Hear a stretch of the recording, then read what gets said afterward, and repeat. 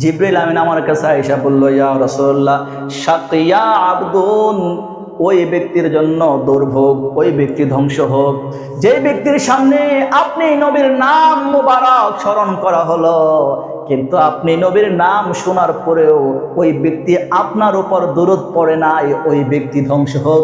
নবীজি বললেন, আমি বললাম আমিন। আমার মুসল্লি বাবারা, আল্লাহর নবীর উপর বেশি বেশি দরুদ পড়ার দরকার আছে না নাই? নবীর উপরে দরুদ পড়লে গুনাহ মাফ করে দিবেন কে? নবীর উপরে দরুদ পড়লে সওয়াব দিবেন কে? নবীর উপরে দরুদ পড়লে আমাদেরকে মর্যাদা বাড়িয়ে দিবেন কে? জিবরিল আমিন আমার কাছে আয়েশা বলল, ইয়া রাসূলুল্লাহ, শাকিয়া আবদুন, ওই ব্যক্তির জন্য দুর্ভোগ, ওই ব্যক্তি ধ্বংস হোক যে ব্যক্তির সামনে আপনি নবীর নাম মুবারক স্মরণ করা হলো, কিন্তু আপনি নবীর নাম শোনার পরেও ওই ব্যক্তি আপনার উপর দরুদ পড়ে নাই, ওই ব্যক্তি ধ্বংস হোক। নবীজি বললেন, আমি বললাম আমিন। আমার মুসল্লি বাবারা, আল্লাহর নবীর উপর বেশি বেশি দরুদ পড়ার দরকার আছে না নাই? নবীর উপরে দরুদ পড়লে গুনাহ মাফ করে দিবেন কে? নবীর উপরে দরুদ পড়লে সওয়াব দিবেন কে?